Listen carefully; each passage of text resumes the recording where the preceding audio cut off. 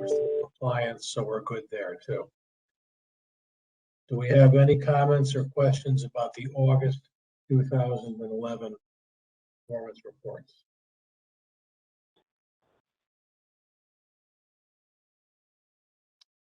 Okay, hearing none, then let's move on to the September reports. Looking at that, for priority one, we have paramedic intercepts 75 calls, 75 within the standard, 100% compliance. Paramedic intercepts priority two, 17 calls, 17 within the standard. Again, 100% compliance. We don't really seem to have any problems. Paramedic response times. Transporting ambulance request, we had 68 calls, priority one, 62 within the standard. That was 91% compliance within the standard. For the priority two requests, we had 28, 23 within the standard, 82% again within the standard. So we're good there as well.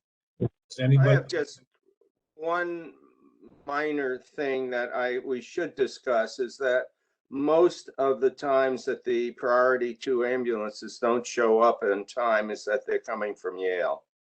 Yeah. And let's just leave that on the table to discuss later, but I just don't want to forget about it. Yeah. Yeah, we have traditionally, Alan, as you know, not been that concerned with priority two transport requests. Those are non-life-threatening, non-emergency. And if there's a few minutes delay on that, it's not something that impacts in any significant way our concerns here for the residents of the town here. But the standard has generally been met as well. And the standard is set somewhat lower than the priority ones for that reason. It's not critical. Well, you know, what I am really going to say is if you are always marching slightly out of step, sometimes you have to reset the slightly out of step and make it the step. Yeah. And should priority two just be changed slightly to 20 minutes and be done with? It's something that could be done. We are in the second year of a 5-year contract. So I just mentioned that. It's just that, you know, when everything is coming out this and we pass it, you just wonder whether we just make it, you know, this is the way the world is. Yeah. Well, I mean, if you look at the median response time, it's 13.53 minutes, 14 minutes. So it's still not a bad response time. Oh, no. It's just that anytime an ambulance is coming out from Yale, it is going to take 20 minutes. I mean, you mechanically just to get here without a siren. Yeah, I hear you. I agree. But they seem to be doing a pretty good job here. Tim, you guys still station your ambulances around and somewhat closer to the border here anyway, though. They're not always coming from Yale, are they? Correct. Usually if it's coming from Yale, it's usually like there's another call going on in Woodbridge. So that'll be the second call you're talking about. Right. I mean, there's a lot of things going on in Woodbridge than just the emergencies. I mean, we got doctor's appointments. We have, convalescent homes. We have dialysis. We have a lot of things going on in Woodbridge. So they might use for one of those, then a call come in, and then the car be coming out of Yale. Or it might be just two emergencies going on in Woodbridge. So I'm curious, if you had a priority two call for, say, a convalescent home transport, you had an ambulance to do that, and a priority one came in, would you reroute or redirect that ambulance to the priority one call and just accept it would be later? So we kind of do that closer to the city. We do divert cars all the time to a priority one call. In Woodbridge, I mean, it's pretty much committed already. So it really doesn't happen. I don't think it really ever happened that we took a car off of a call to give them a priority one. You had other resources, you're saying? Correct. Okay. Alan, is that allay any? It's fine with me as long as we all know what's going on, because when you look at the delays, they're all coming from Yale, and if nothing else, it should be just discussed, either re-stabilize the program or acknowledge what's going on and see why and move forward. Okay. Oh, Okay. I personally would love it. If you want to move it to 20 minutes, I would love it. All right, so I'm looking at October now. You all have that up. For paramedic intercepts, we had 80 priority 1 requests. 79 show on this report as being within the standard, and it shows 100% compliance. So there seems to be a little mathematical glitch there, but I'm not going to worry about that. It's still well within the standard. Priority 2 requests, we had 12 within the standard, so that's a legitimate 100% compliance there. And, we haven't mentioned this, but it's probably worth noting the intercept medium response time, priority 1, 5 minutes, 11 seconds. So that's pretty darn good. For transporting ambulance, we had 85 requests for priority 1. 73 of those were within the standard. That gave an 86% compliance rate, which was 4 points below the standard. So before we go any further, Tim, are there any of those cases you can identify that might have fallen within standard exceptions allowed in the contract? No, so I personally went through it, tried to scroll it. There's no exceptions. Okay. So for the month of October, during that time period, the whole New Haven County system was overloaded. We did 390 more calls for that month than it was expected to be done. And they mostly came through, through week 2, 3, and 4. That's when we got hurt the worst, and we just couldn't recover from it. So my analysts who go through it, they go through the last 5 weeks of comparison to see if we need to put cars on, we need to take cars off. Yeah. This hit us so fast. Like I said, 390 extra calls that AMR New Haven did, and it just came so quick that we couldn't do it. It was emergency volume, and which is weird is that we were pretty much over COVID, and we really didn't start kicking into COVID again until like November or December. So it was just extremely busy for some reason for the month of October during 3 weeks. Nothing you can point your finger to explain that? No, like I said, it was just emergency volume just kicked up for a period of 3 weeks in October. I said it was 390 more calls we did for the month of October than we forecasted that we would be doing. Okay. All right, and that was at a lull in the pandemic there too. You're right. We were in a downward swing then too. Interesting. Right. Go ahead. I was going to say I have one, request, and I think this is something that we've discussed in the past. First of all, I want to say overall, Tim, I'm much happier with this format of the reports. It's very easy to use and navigate, so I appreciate that. One thing that I think we've asked for in the past that I would reiterate again and see what the other folks here think is, to me, because of what we discussed about priority 2, I don't, if there's a reason a priority 2 call took a long time, it's not generally a big deal because many years ago, I worked on one of those low-level transports, and we were going to pick up people for dialysis, as you say. But because there were 12 instances in which the priority 1 response time didn't meet the standard, I'd be a little more interested in getting the detailed information about that, not just the ones that were more than 20 minutes, for each of those instances. Does that make sense? Yes. I mean, so even so, West Haven, New Haven, Orange, East Haven, Hammond, all those towns got hammered also. So, but what we do down in the other area is we go to mutual aid. If we can't make it in a certain amount of time, we go into mutual aid. Now, if we want to start doing mutual aid in Woodbridge, I think the first up people that would be called would be Bethany. So if we can't get a car there in a timely fashion, do you want to start calling Bethany and saying, hey, can you get a truck over there? Sure. Yeah, I'll definitely leave the details of how to get it done to you. But if we could just get, more of information around the priority one calls in the future when you're putting the reports together. Does that ring a bell, Roy or Alan, that we've asked for before, for the priority ones that don't meet the standard, just to get a little more information about the circumstances?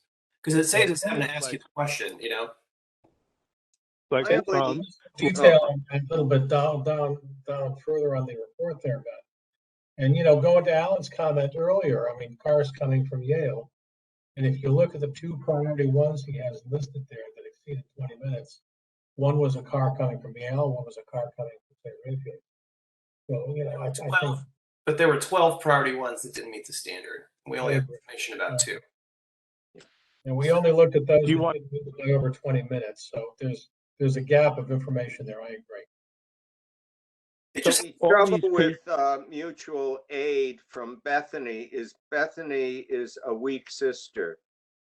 And I think it'd take them 10 minutes just to get a hold of an ambulance crew. I don't mean to be, I don't know what good Bethany is in an emergency.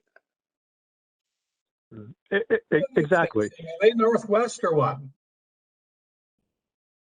So if we go to mutual aid, there's another ambulance service has something available, so it's just going to get kicked back to us anyways.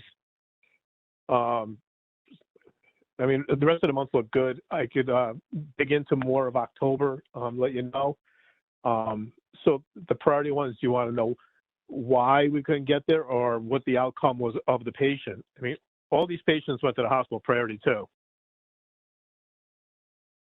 I don't understand. They all went, so the call was priority 1, but then they all went priority 2?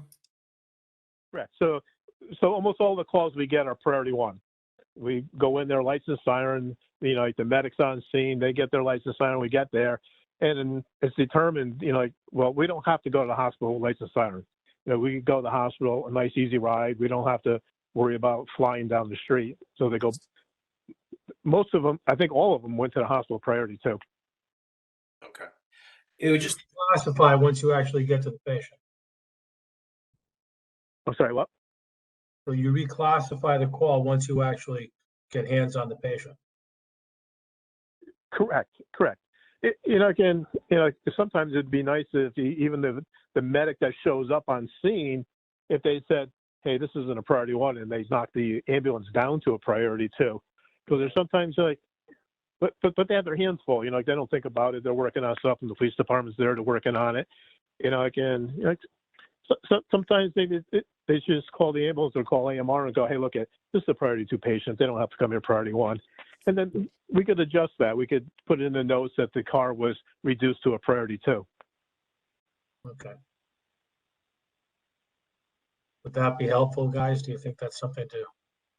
Absolutely, because if you stabilize a patient, a guy falls out of a tree and immediately everybody goes crazy. And once you look at him, it turns out he just sprained his ankle and has a fractured arm. You don't need to run him to the hospital. But at the beginning, the wife sees this crumpled guy yelling and screaming, it's a priority 1 until the people stabilize him.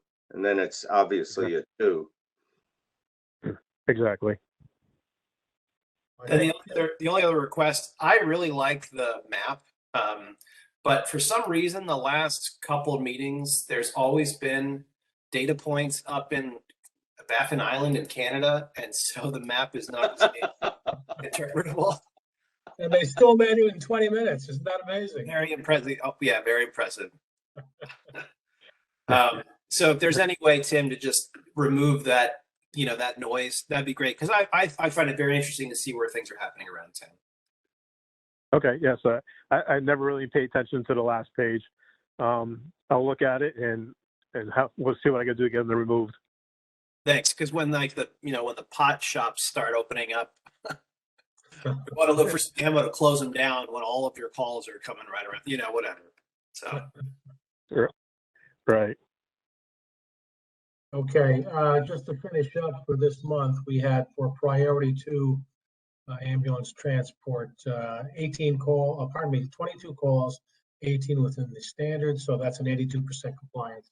So we're good for that there too. Any other comments for October?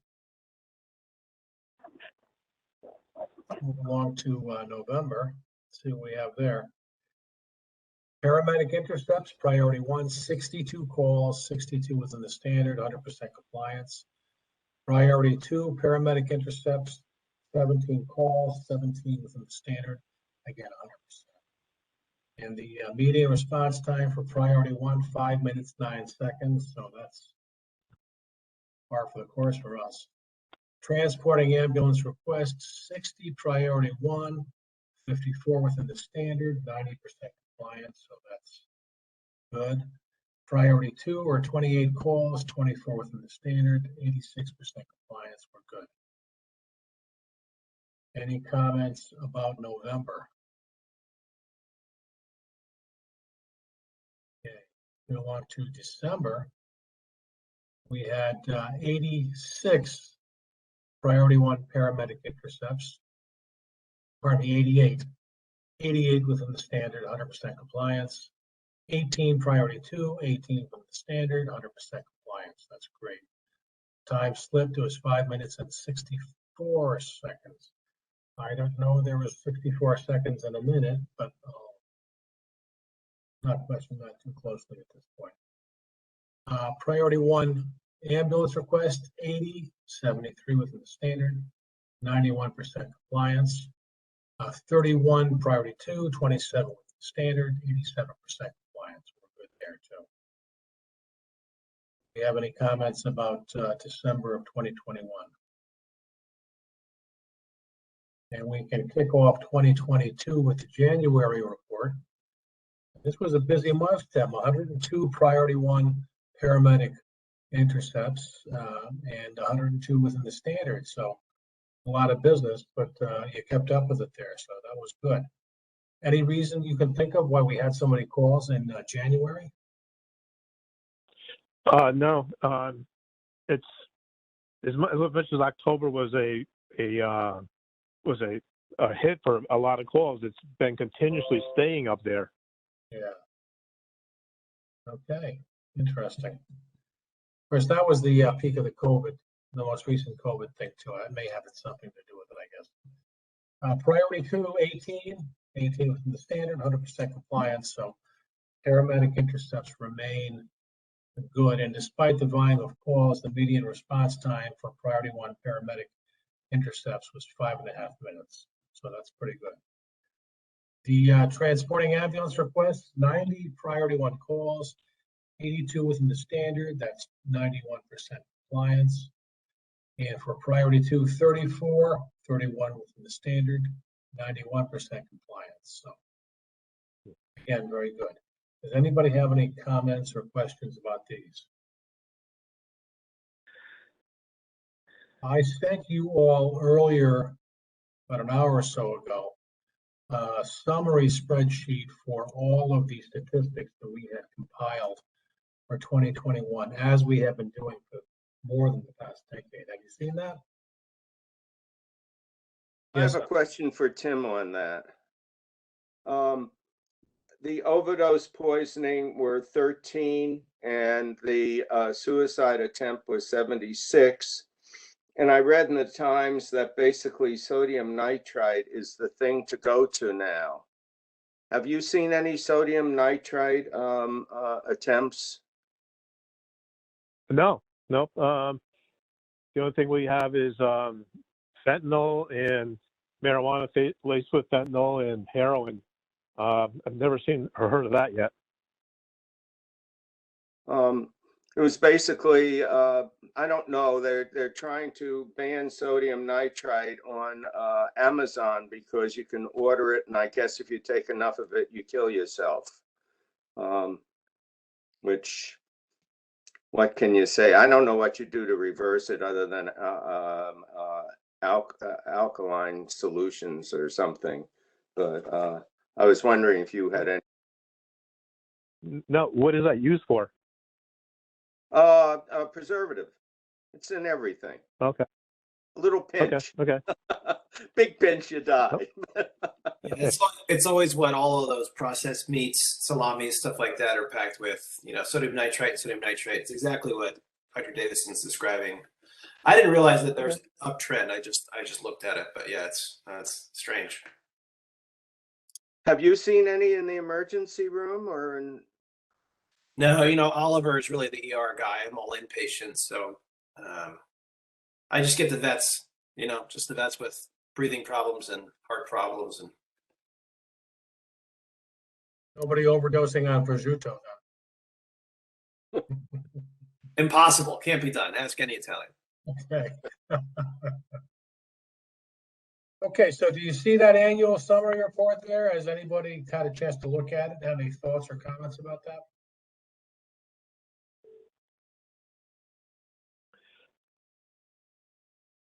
I thought it's a nice compact summary of how well AMR, now GMR, has been doing. We have to thank Jeff Axe, the former commission member. Alan may remember, but Yes. the one who originally pulled this together, and all I've done is just fill in the blanks since then.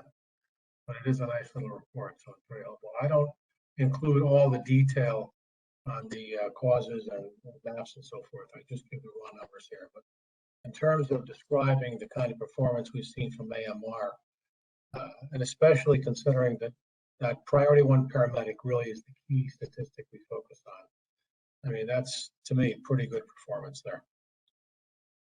It's excellent performance. Okay. Nowhere to go but down, actually, when you're back. So far we avoided that. That's good, I guess. Okay, hey, Chief, maybe you could summarize the report you put together for the police and fire department interactions for the year. We've got a full year there on your last report here. So how are we doing? So, last month we did up. Last time we met, we did up through October. So I'll get you through November and December and January. In November, we had 37 total accidents that we responded to, and 9 were in conjunction with fire department response. In December, 23 accidents, 9 again with simultaneous fire department response.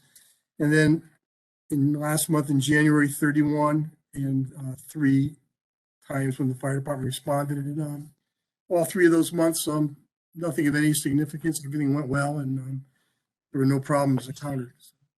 Positive report, all good. Okay, well, that's good information, Chief. Thank you very much for that. That's a useful report. Anybody have any comments on that? Okay, as far as our agenda item here, we have, if I can get my computer to work for me here. Old business. I have no old business except for the comments in the minutes last year about that ETTT that you're doing now, Tim. Is that still continuing? It's still continuing. It hasn't kicked off like we thought it was. I think maybe they've done like 4 or 5 calls, and each time it resulted in the patient going to the hospital anyways. You still trying to do it, to implement it? Do you still need to? They're still doing it, but they've only used it like 3 or 4 times, and the patient ended up going to the hospital anyways. Okay. Is that something you employ when you're particularly busy? Is that something you might have done in October more than any other time, or is that just a random use of that system? You have to meet a criteria. Obviously, you have chest pain, difficulty breathing, you're going to the hospital one way or another. It's more like if you have like a flu-like symptoms, but now you don't have flu or COVID, so it's people still aren't really comfortable or familiar with it on the street yet. So it's a couple of things that are going on. It just really hasn't been used that much. Okay. Are you trying to ramp up its use, or is that something that's kind of? I'm sorry, what? Are you trying to ramp up the use of that system, or is that just dwindling on the vine there? I have a couple of people that are still pushing to use it, but it seems like it's dwindling to me. I think they just bought like 50 new phones that they could actually bring with them into the house and get the doctor right on there to do a face-to-face. All right, well, we'll continue to watch that. New business, Chief, we had that report, the local emergency medical services report that we had to do for the state. I think Ray Stewart did that just before he retired fairly recently. So Kathy mentioned that there was a diary item that we had to take a look at something. I assumed that that was referring to. Is that correct, or do you have any more information about that? Yeah, so I talked to Kathy earlier today about that, and I also followed up with the Department of Health, Judith Reynolds, who's our up at OEMS. She's our Region 2 coordinator, as I'm sure you know. And she put me in touch with Steve Hotchkiss from OEMS, and that's who the deputy chief formerly dealt with, and he guided him through the process with that. And he's actually had been out for an extended period for medical leave, so he's getting caught up on all those. But he took a look at ours where we are with it, and it's just about all up to date. It just needed some new documents updated, so I'm going to work with him and get that taken care of. It was the updated AMR contract that was done, I guess, in 2021, and just some new copies on that. And we have our first responder certification will be coming due the 31st of March. So either I'll send them the current certificate we have or the updated one that we'll have shortly after that. So we're on top of that, and I'll work with him. And by our next meeting, I should be able to report to you that it's all. As I recall, Ray had put that whole thing together, well over a year ago. And you delivered it to the first selectman for signature, and it somehow got lost or misplaced or something. And there was an issue of trying to find it and getting it signed and getting it to the state. Did anything ever happen with that? Did we ever? Yeah, that's something that he's dealing with. And when they first checked up there, they thought that they did have it. Judy thought they had it when they looked into it. And the copy that we have has not been signed as of yet. But they weren't overly concerned about it. And I told Steve I'd work with him and make sure we got it done. Okay. And, straighten it out and move it forward. Yeah, that was one of those things. You're correct on that, though. In the shuffle. Okay, so that, I guess, is the report that we were concerned with here. And that's what, and you're on top of that. Yes, sir. Yep. Terrific. Gentlemen, I have nothing else here unless somebody else wants to bring something forward. This is Tim. I have something to bring up. Go ahead. I'm not sure if you guys noticed, but last week we went to do a code in Woodbridge, and the Lucas died on us. So 45 seconds into the code, the Lucas started flashing all these lights and whatever. I had the service department look at it today. Actually, I just got off the phone with them a couple hours ago. They looked at it, and the motherboard in the Lucas went. The motherboard is $7,000. So after I talked to the service guy, I called the sales rep to see what he could do. And the sales rep's like, look, it's 8 years old. It's a $7,000 board. If you want, he'll take a $5,000 trade-in, but it'll cost like $10,500 to get it replaced. So I don't know if this is the committee to bring this up to. Well, yeah, I think we'd start here. Yes, I have a question. As I recall, there was some discussion, and this goes back several meetings ago, but there's some question as to whether or not that Lucas device is really all it's cracked up to be. It's as useful as it could be. Its use is as highly regarded as it might have been in the past.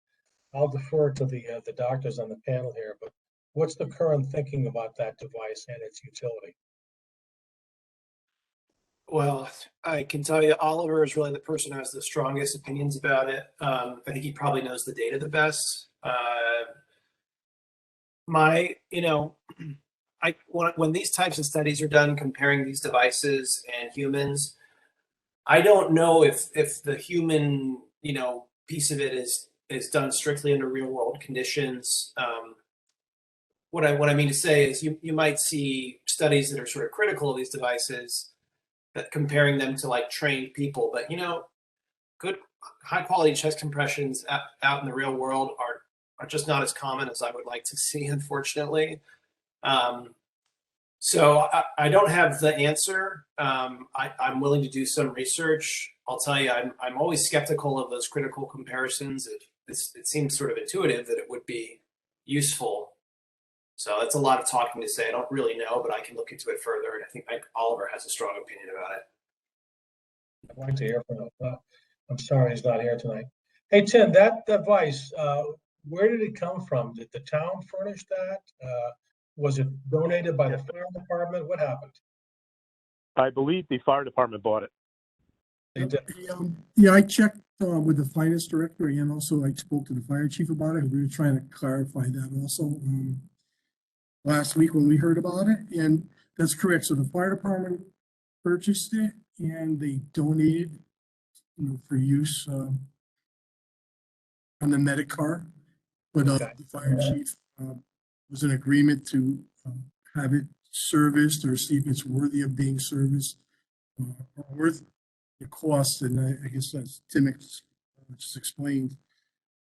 If so be, they may consider buying a new one if it's permissible or it works. So we're just waiting to get that information from that Tim provided tonight, so I could make sure that gets shared with the fire chief. So we Yeah, have, I'll have Oh, ahead. sorry. I'll- I have a question for the chief. You guys are the ones that are actually doing the chest compression since you're the first guys on scene. Does this board seem to help you, or you have the guys on the force said, boy, this is really fabulous, or? Yeah, I believe that it is useful when they get there, because we're sometimes limited staffing, and when the medic gets there, it really works out well because it's just another piece of technology that seems to help and fit in. So we have no complaints with it. It seemed efficient from our level of expertise, but defer to the doctors on that. Actually, you are the experts because you're the guys using the darn thing, and it somehow has to, you have to do your compressions for a fair length of time. And if your people say it's working, that's fabulous. And if they say, my God, it's another piece of junk, well, you got your answer right there. Yeah, no, I haven't heard anything negative. It's definitely been an asset. Definitely no complaints or anything negative about it.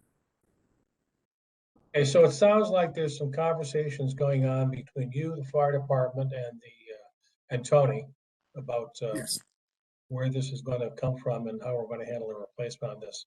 So I think at this point, we'll leave you guys to it. And if we can provide any insight or assistance on this, we'll certainly stand by to do that. Unless, Ben, Alan, you have anything else you want to offer at this point? It sounds like. No. Okay. I mean, I'm just looking to see what's in the literature. There's a fair amount of research showing that the differences are not statistically significant between patients who get Lucas and patients who get conventional compressions. But I think to Alan's point, if the guys who are responding, feel that it helps them get compressions going faster, and if there's an unusual situation where they don't have a lot of staff, and because doing compressions is tiring. I've done them in shifts, on complicated codes, and it is very tiring, and it's a lot of work. So the data is not super supportive of it, but I would say if these guys feel that they need it, it's going to help them provide better care, then I don't think it's a huge price to pay. If it were $50,000, I think it'd be a different conversation. Yeah, if we can pick it up for $10,000 or $11,000, that's, it's a different realm. Chief, we're going to have to rely on you to figure out what your guys need there and see what we can do to get them the tools. Okay, yeah, I'll take care of that, and I'll follow up with the fire chief and the finance director, and Tim will follow up with you or John as well. I'll get a hold of the service rep and have them type up a proposal and send it to you. Okay, that'd be great. Thanks. Okay, and if we can do anything at the commission level, please let us know. And that's all I have, gentlemen. Anything else? No. That being the case, I'll entertain a motion to adjourn. Second. I was waiting to see who would go first, like chicken. Well, you know, what the heck? Yeah. Okay, all in favor? All right, thank you all very much. Thanks, everybody. Thanks. Right, Tim. thank you. Good night. Good night.